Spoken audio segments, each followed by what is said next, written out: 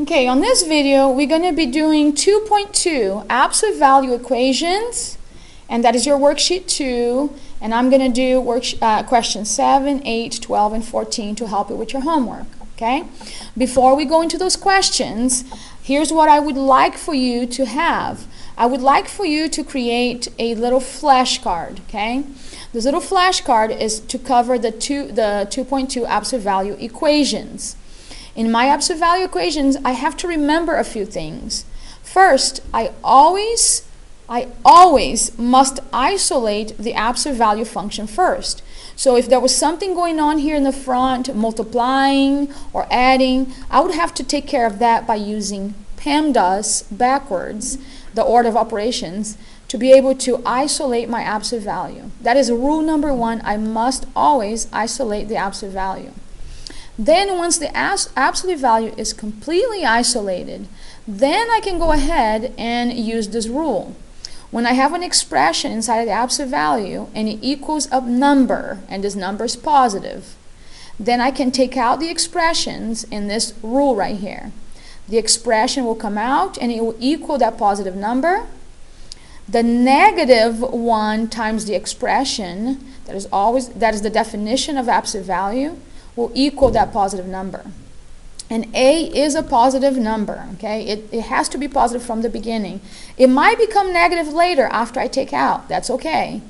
After I take out the expression, that's okay. But at the beginning, when the absolute value is all alone, that A must be a positive number. And think about it. The absolute value of anything, the absolute value of a negative 10 is a positive 10.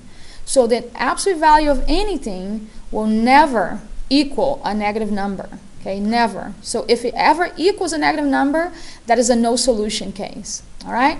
So if you can create this little flashcard right here, it will help you solve these questions right here, and I'm going to use it all the time.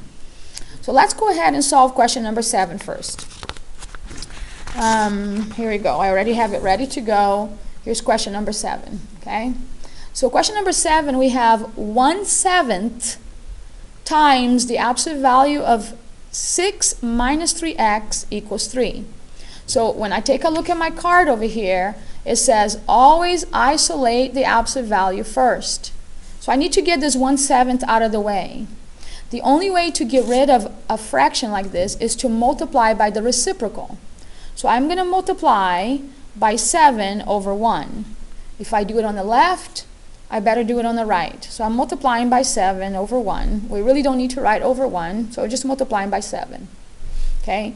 7 times 1 is 7, and 7 times 1 is 7. So I would be dividing by 1 here, and this would become a 1. So there we go. I would have 6 minus 3x, the absolute value of 6 minus 3x, equals 3 times 7 is 21. So now I have the absolute value all by itself, just like my little flashcard says here. I have the absolute value all by itself, and it is equal to a positive number. Now I can go ahead and remove the expression. By definition, I can do this. I can remove the expression and set it equal to an A to that number, and a negative expression equal to an A. So I'm going to take out the expression. 6 minus 3x equals 21. Or negative 1 times 6 minus 3x equals 21. There we go. So by definition, I took the expression out and I set it up correctly. Now I need to solve these two equations. A lot of the students, they see the or and they think, oh, I just need to do one or the other. No, we need to do both of these, because both of these x values right here, once we finish solving, one or the other, both of them will be a solution for my actual original equation, okay? So let's go ahead and just use Algebra 1 skills here. We're going to subtract 6 first, because that's order of operations. We get negative 3x equals a negative 4. And then we're going to divide by a negative 3, divided by a negative 3. And x will equal negative divided by a negative is positive 4/3. So that's one of my x's. Or there's another solution. Either of them are okay for the answer. I need to find both of them. The other solution is I'm going to go ahead, and some students think that they want to distribute. There's nothing wrong with distributing, but I'm not going to use it. I'm going to go ahead and divide by a -1. Divide by a -1. Now I have 6 minus 3x equals a -21. It is okay to equal a -21 here. What is not okay is the absolute value to equal a negative number. That is what's not okay. But over here, there's no more absolute value. Then I'm going to subtract the 6. We're going to get the -3x equals -27.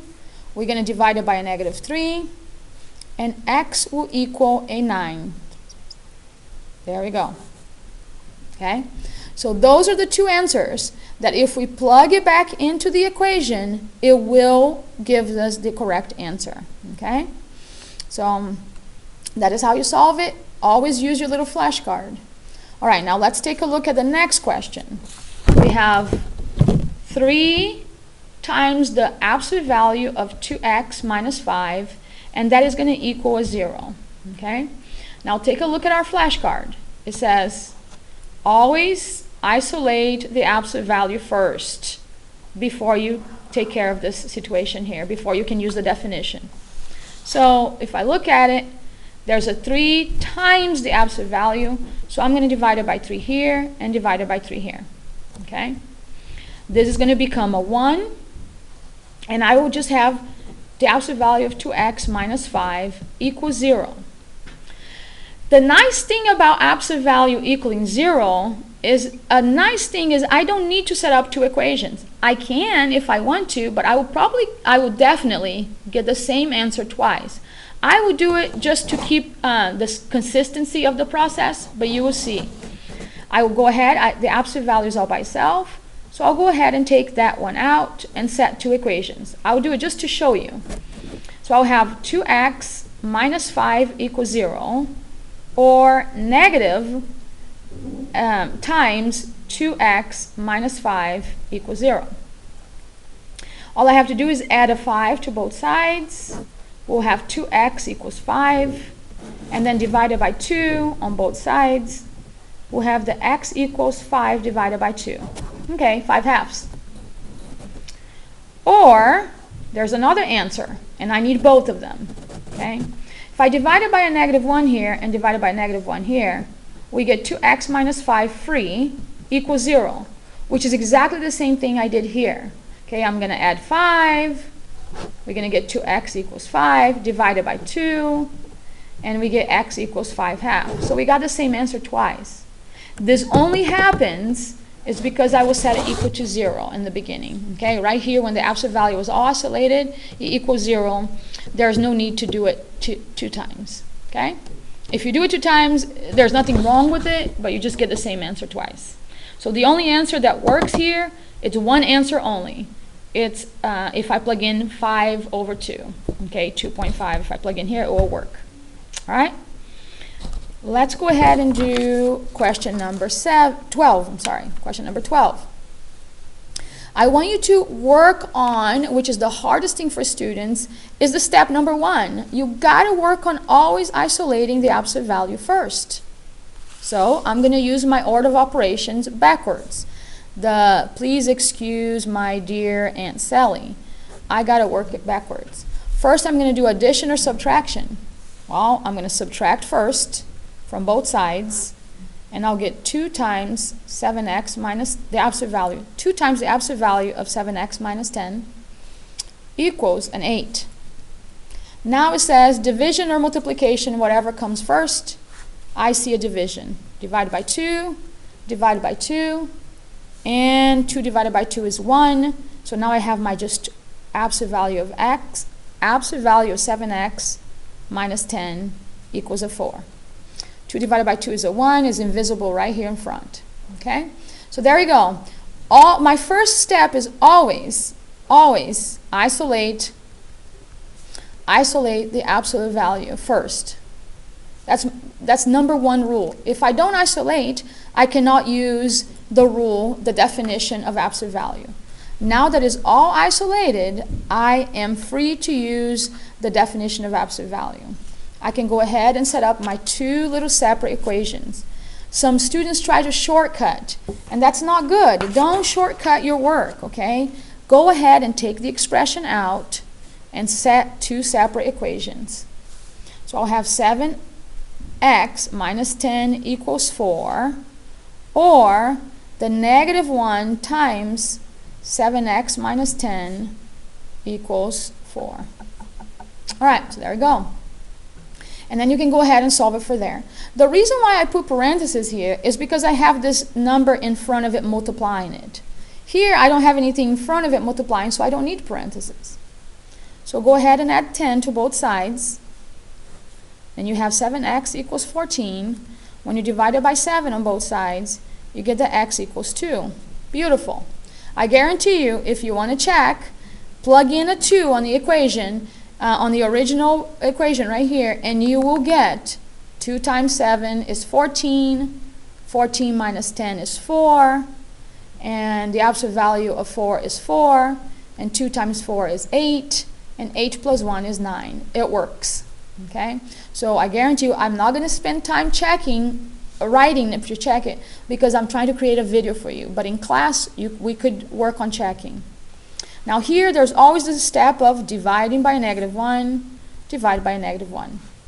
So now I have 7x minus 10 equals a negative 4.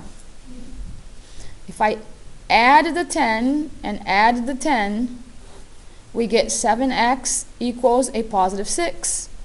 And then we divide it by 7, and we get that, I'm going to continue right here, that x equals 6/7. And that is okay. Okay, it's a fraction, but that is okay. That is an answer. So there's my both answers. Guarantee you if you plug it in, it will also work. Okay? So notice my steps are always the same. I isolate it first, then set up my two equations, always in the same way. All right? Let's do one more, and this will be the last one we'll do for this section. Okay? We have a 5 plus 2 times the absolute value of 4x plus 7, and that equals 1. My first thing to do is isolate the absolute value. A lot of the students will make the mistake of adding these two numbers. That is wrong. Okay? I'm saying 5 plus 2 times the absolute value. This is a multiplication going on here. So this 5 is positive, is being added to this item right here. So I need to subtract this 5. Subtract the 5. Now I have the 2 times my absolute value of 4x plus 7. And that equals a negative 4. Okay? Then I will divide by 2. Divide by 2 here, divided by 2 here, because my goal is to get the absolute value all by itself.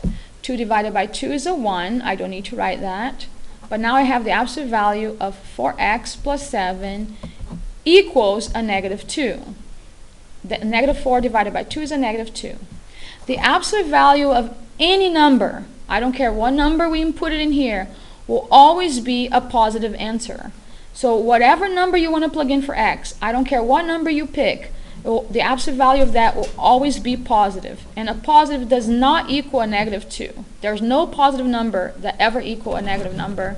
Therefore, this is a no solution. Okay? And I made sure to make that note to myself on my little flashcard. The absolute value of anything cannot equal a negative number. So you just got to remember these little tiny rules. It's good to always keep the flashcard in front of you so you can look at it until you get used to it and remembering. Okay? So those are all your absolute value equations. So hopefully this helps you. Create a little flashcard. If not, come and get one of my little yellow flashcards and do one in class. Okay? So good luck with this homework. Get it all done.